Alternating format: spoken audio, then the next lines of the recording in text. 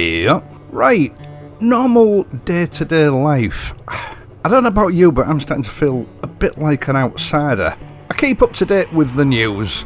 I try to be as aware of what's going on in the world as I possibly can. And I often wonder whether it's just part of the ageing process, but everything that I see these days is completely alien to me. Here in the UK, we've got a Prime Minister, Boris Johnson, a man who was swept into power by circumstances. He just happened to be in the right place at the right time, and his current position has nothing to do with his skills or life achievement. He was a man who, right up to 2018, was considered politically to be a climate change sceptic, and he'd publicly written and orated that politicians should take global climate scaremongering with a pinch of salt. And then the most perverse thing happened. As I say, he was swept into power. He then managed to get re-elected, basically on the back of Brexit. His manifesto for re-election barely mentioned policies for climate change.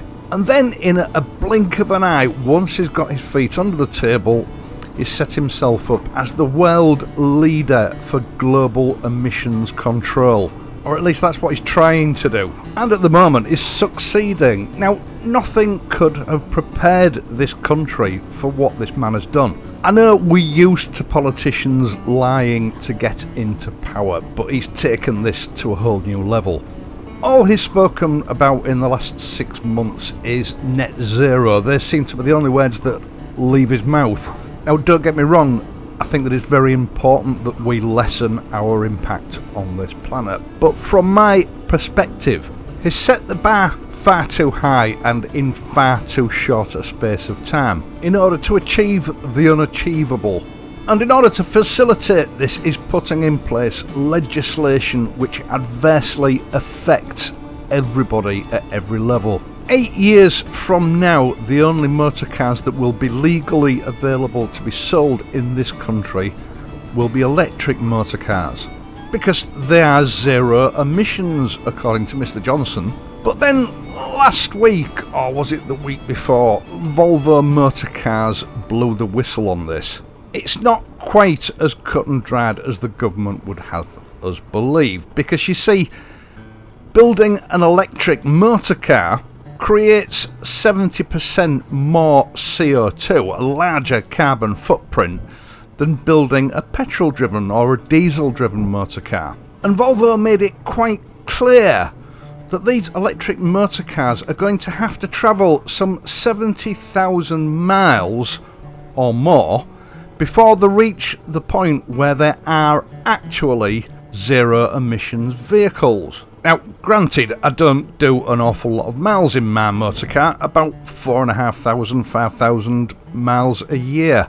But a quick calculation revealed to me that I would have to own an electric motor car for 15 and a half years before it actually became a zero emissions vehicle, which, with the best will in the world, doesn't make an awful lot of sense, because most vehicles at the age of 15 are about ready for the scrap heap. And this larger carbon footprint in the manufacture of these vehicles is down to the huge number of batteries that they require during manufacture. And I'm not entirely convinced at this stage that those batteries would even last 15 years. Which leads us on to this latest proposed legislation about replacement parts for motor vehicles. When it comes to the time for these vehicles' batteries to be replaced, because they will need replacing, we all know batteries don't last forever, is the high cost of OEM batteries going to mean that a lot of these vehicles are going to be prematurely scrapped?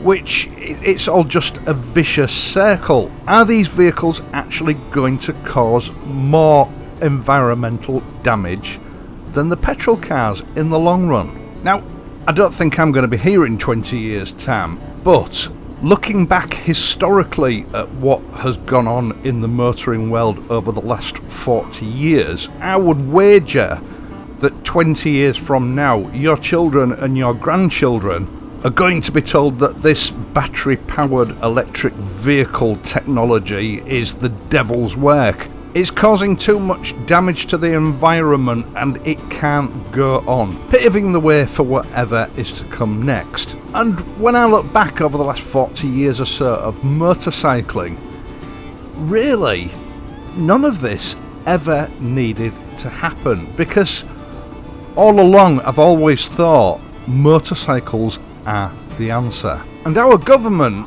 has squandered a golden opportunity.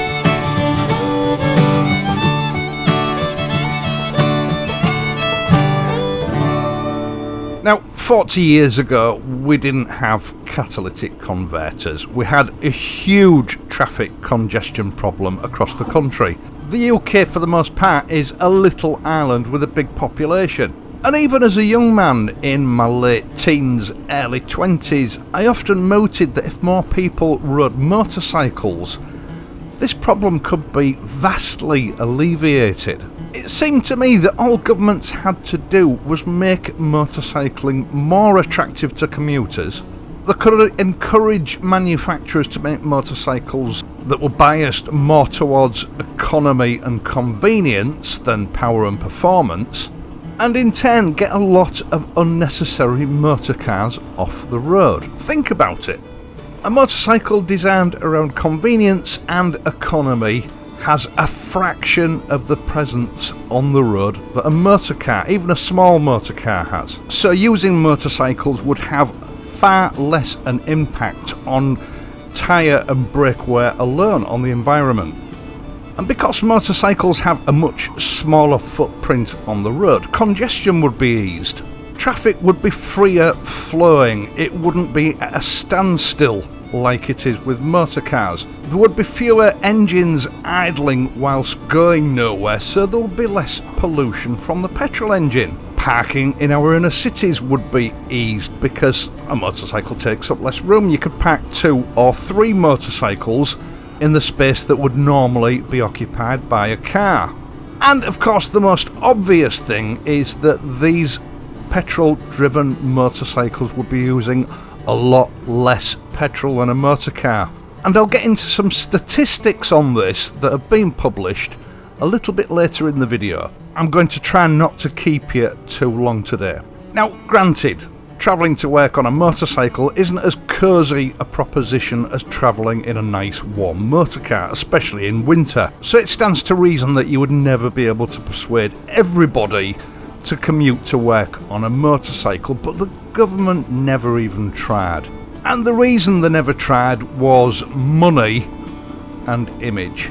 See, back in the early 1980s, the government had done nothing but demonise motorcycles ever since the 1960s because of a few, and I mean a few, isolated incidents of perceived antisocial behaviour by motorcyclists, and of course deaths. But that wasn't the whole reason. You see, a motorcar is much more expensive than a motorcycle, so the government gets more revenue from the sale of a motorcar, VAT. And of course, motorcars use a lot more petrol than motorcycles, and 5% of government tax revenue comes from the stealth taxes we pay on our fuel. So despite telling us that they wanted us to use less fuel, they didn't really want us to use less fuel because that would mean less money for the government. And of course, back in those days, there was a bigger difference in road tax between a motor car and a motorcycle, although that gap's closed significantly now, and it's actually more expensive to buy a road fund licence for a motorcycle now than a lot of cars. So instead of seizing on a golden opportunity, which at the time was often presented by motorcycle groups as a possible solution to the problem, the government just continued to do what they do up until today. They persecuted motorcyclists as minority travellers. Ever since 1982, it's been far easier and far cheaper to get a full driving licence for a motorcar than it is for a motorcyclist, which really made it a no-brainer for youngsters leaving school, getting the first job at the age of 17, take a few driving lessons, pass your test, get a car, because it's far too difficult to do that for a motorcycle. So my standpoint on this global emissions problem if it is or isn't a problem, is that although the government is blaming us motorists for it, this whole situation was created by them. They incentivised the use of motor cars over motorcycles. They actively legislated to create the problem that they say we have now. They're blaming us, the motorists, for it, but it was them that caused it. Now, there has been a fair bit of research done into replacing some of the motor cars on the road with motorcycles and the effect that it would have on the global emissions problem. I'm just going to give you the statistics from one of several studies that have been done. Studies that Western governments have chosen to ignore because it didn't suit them at the time.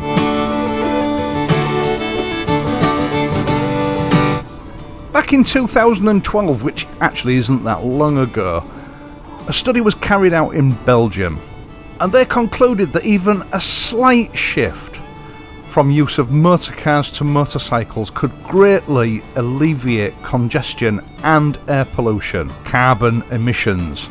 It was calculated that if even 10% of cars were replaced with motorcycles, travel time was reduced by 40%, with an emissions drop of 6%.